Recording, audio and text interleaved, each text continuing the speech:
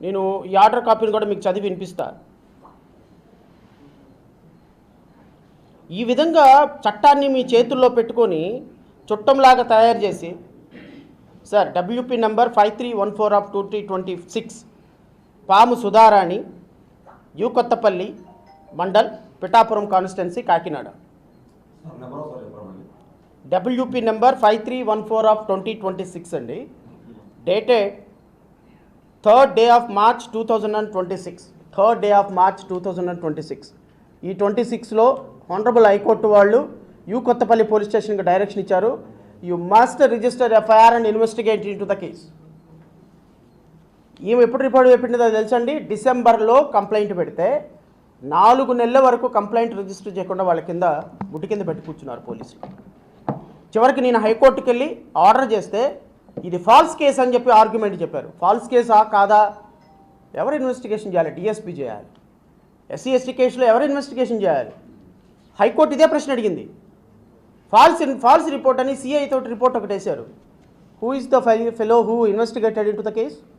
SC ST కేసులో investigation చేసి report submit చేయాల్సింది డిఎస్పీనా సిఐనా? మీరు చెప్పండి సార్. డిఎస్పీ ఇన్వెస్టిగేషన్ చేయకుండా సిఐ రిపోర్ట్ రాసేసేసి ఫాల్స్ అని చెప్పి పెట్టినారు. యూ రిజిస్టర్డ్ ఎఫ్ఐఆర్ అని డైరెక్షన్ ఇచ్చింది. ఎక్కడో చోట న్యాయం బతికే ఉంటుందని చెప్పడానికి నిదర్శనం ఇదంతా. ఈరోజు రాష్ట్ర ప్రజలు, ఈ జిల్లా ప్రజలు ఈ రాష్ట్రానికి, ఈ దేశానికి ఏదో ఒక తలమానికంగా రాజకీయాలు మారుస్తారని జబర్దస్త్ ఆర్టిస్టులను తీసుకొచ్చి ప్రపంచం మొత్తం పిఠాపురం వైపు చూస్తుందని వాళ్ళందరి చేత ప్రచారం చేయించుకుని ఈరోజు గెలిచి రాష్ట్రంలో మీ కాన్స్టిట్యున్సీలో మీరు ప్రాతినిధ్యం వహిస్తున్నటువంటి జిల్లా ఇది. మంత్రిగా మీ జిల్లాలో ఇంత వివక్ష జరుగుతుంటే కనీసం వాటి మీద చట్టపరమైనటువంటి చర్యలు కూడా తీసుకోకుండా మీరు ఈరోజు ఈ కలెక్టరు ఐఏఎస్ చదివి రాలా. కాకినాడ కలెక్టర్ ఐఏఎస్ చదివి రాలేదండి. కాకినాడ కలెక్టరు ఖుషీ సినిమాలు చూసి, గుడుంబా శంకర్ సినిమాలు చూసి పవన్ కళ్యాణ్ పెట్టినటువంటి పరీక్షల్లో పాస్ అయ్యి వచ్చి కలెక్టర్ అయినట్టు బిహేవ్ చేస్తున్నాడు. Now is behaving like that. నేను చాలా స్పష్టమైనటువంటి ఆరోపణ చేస్తున్నా కలెక్టర్ మీద. ఈ రాష్ట్రంలో, ఈ జిల్లాలో కలెక్టరు పూర్తిగా జనసేన పార్టీకి తొత్తుగా పనిచేస్తున్నాడు. అవునా కదా కృష్ణ గారు? డెఫినెట్గా 100%. ఆయన కాకినాడ కలెక్టర్ గారు, పిఠాపురానికి కలెక్టర్ గారు. This is a feedback. ఈ విధంగా మీరు చెప్పేది ఒకటి, చేసేది ఒకటి. మీకు స్పష్టమైనటువంటి ఉదాహరణ ఇస్తానండి మీడియా సోదరులు. ఎందుకంటే విజయవాడ మీడియాని ఫేస్ చేయగలుగుతానేమో కానీ కాకినాడ, రాజమండ్రి మీడియాని నేను ఫేస్ చేయలేను. ఎందుకంటే మీరు చాలా చాలా అడ్వాన్స్గా ఉంటారు. మీరు చెప్పండి సార్, నాకు ఈ దేశంలో ఏ రోజైనా ఒక ఎమ్మెల్యే, సార్ తప్పో రైటా అమ్మాయి పక్కన పెడదాం సార్, ఒక పాప, ఒక లేడీ, ఒక ఎమ్మెల్యే, ఆ అమ్మాయి భర్త ఉన్నాడు, పిల్లోడు ఉన్నాడు, తప్పు చేసిందా లేదా అనేది చట్టం చూసుకుంటూ అది పక్కన పెట్టేద్దాం. ఒక మహిళ, ఫస్ట్ షీజ్ అ ఉమెన్. ఒక ఎమ్మెల్యే తనను లోబర్చుకొని తన భర్తని, తన బిడ్డని చంపేస్తాను అని నాతో పలు సందర్భాల్లో నాకు ప్రెగ్నెన్సీ రావడానికి కానీ, లేకపోతే నన్ను థ్రెటన్ చేశాడు, ఇంకోటి చేశాడు, నా ఇష్టానికి వ్యతిరేకంగా నన్ను థ్రెటన్ చేశాడు అంటే ఈ దేశంలో ఎఫ్ఐఆర్ కట్టకుండా ఉన్నటువంటి చరిత్ర మీ దృష్టిలో ఏదైనా ఉందా నాకు చెప్పండి.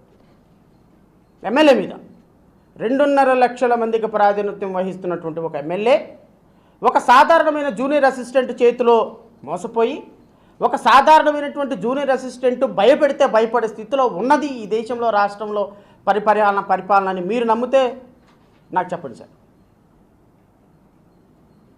ఆ అమ్మాయి మీద కేసు పెట్టి 2 కేసులు పెట్టి ఆ 2 కేసెస్లో ఆ అమ్మాయికి కండిషనల్ బెయిల్, అంటే నువ్వు ఈ కేసు గురించి బయట మాట్లాడొద్దని హైకోర్టు చేత కండిషన్ బెయిల్ ఇప్పించినటువంటి, హైకోర్టు చేత కండిషన్ బెయిల్ పెట్టించుకునే స్థాయికి పవన్ కళ్యాణ్ రాజకీయం వచ్చింది అంటే, పవన్ కళ్యాణ్ ఎమ్మెల్యే, పవన్ కళ్యాణ్ పార్టీలో ఎమ్మెల్యేగా ఉన్నటువంటి ఒక వ్యక్తి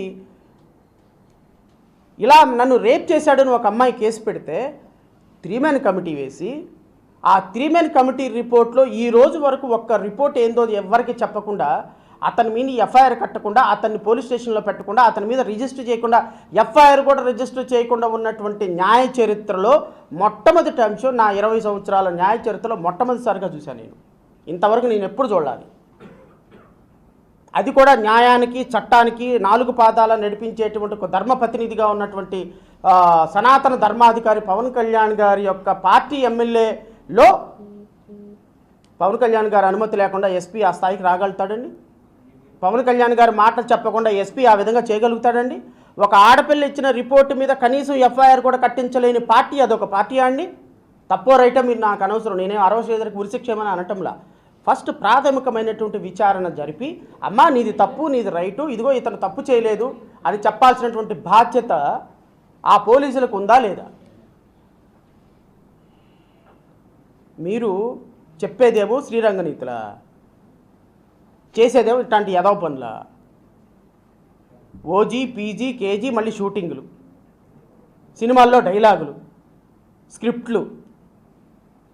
ఈరోజు జిల్లాలో ఇంత వివక్షత జరుగుతుంటే కనీసం పరామర్శించే దిక్కు దివాణం లేకుండా పోయింది.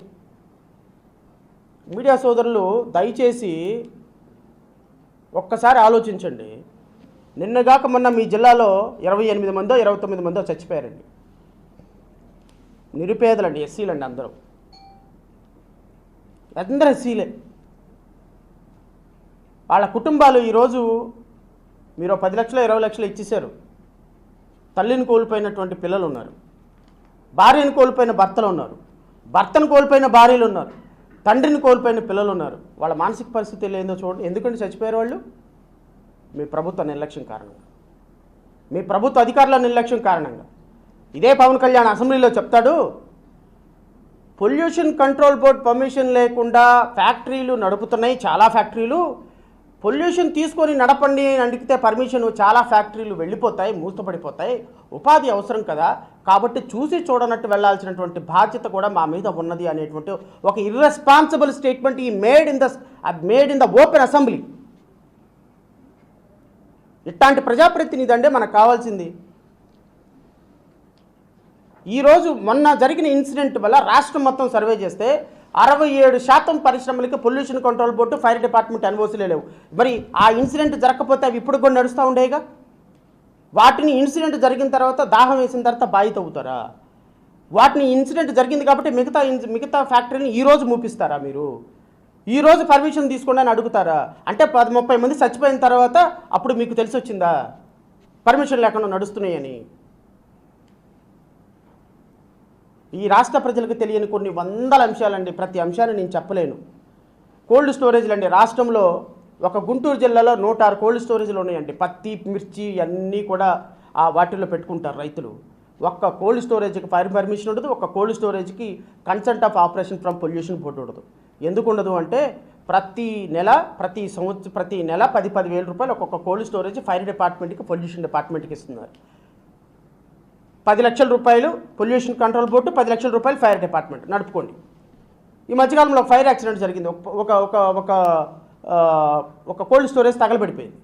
మీలాంటి రైతులు మాలాంటి వాళ్ళు దాంట్లో దాచిపెట్టుకున్నటువంటి పంట మొత్తం కాలిపోయింది.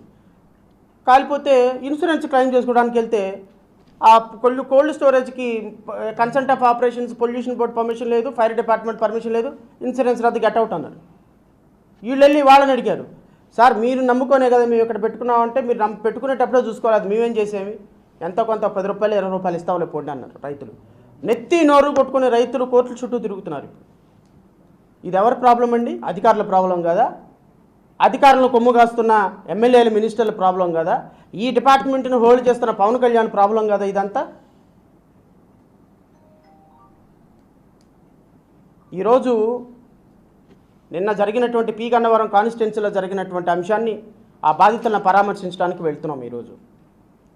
అలాగే మామిడి కుదురులో ధూమ్ ధడక్ ప్రోగ్రాం కూడా ఉన్నది కాబట్టి ఈరోజు కాకినాడ రావాల్సినటువంటి మీ అందరితోటి ముచ్చటించేటువంటి అవకాశం నాకు దొరికింది.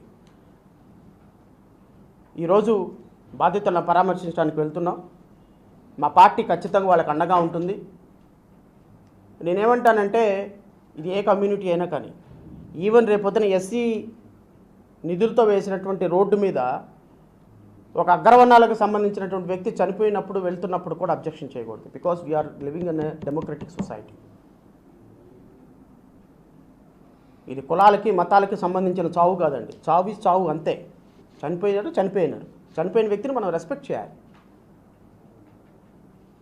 ఈ విధంగా చేసినటువంటి వాళ్ళని కాపాడమని, ఎందుకు అంటే వాళ్ళందరూ మా సామాజిక వర్గం వాళ్ళు, మా సామాజిక వర్గం వాళ్ళని మేము అరెస్ట్ చేసుకుంటే మా పరువు పోతుందని నేను డిప్యూటీ సీఎం ఆఫీస్ నుంచి ఫోను ఎవరికి, ఎస్పీకి, డిప్యూటీ సీఎం ఆఫీస్ నుంచి ఫోన్ చేసి ఆ సామాజిక వర్గంలో ఎస్సీ ఎస్టీ కేసు పెట్టారు, వాళ్ళని అరెస్ట్ చేయొద్దు, స్టేషన్ బెయిల్ ఇచ్చి పంపించేసేయండి, మీరు అరెస్ట్ చేస్తే మళ్ళీ మా సామాజిక వర్గం మా మీద నమ్మకం కోల్పోతుందని డీసీఎంఓ ఆఫీస్ నుంచి ఫోన్ చేసి చెప్పే స్థాయికి ఒక ఉప ముఖ్యమంత్రి దిగజారిపోయారు అంటే ఒక్కసారి ఆలోచించమని కోరుతున్నా. మా పార్టీ నుంచి చాలా స్పష్టమైన డిమాండ్ చేస్తున్నాం. నిన్న జరిగినటువంటి ఇన్సిడెంట్లో ప్రతి ఒక్క బాధితుల్ని, వారిని పోలీసులు, ఎస్పీ, కలెక్టర్ పరామర్శించాలి. తప్పనిసరిగా ఎఫ్ఐఆర్ అయినటువంటి నిందితులను అరెస్ట్ చేయాలి. భవిష్యత్తులో ఈ విధమైనటువంటి ఇన్సిడెంట్ జరగకుండా ఉండాలంటే వాళ్ళ రిమాండ్ చూపించాలి. రిమాండ్కి పెడితే తప్ప జిల్లాలో అవేర్నెస్ రాదు.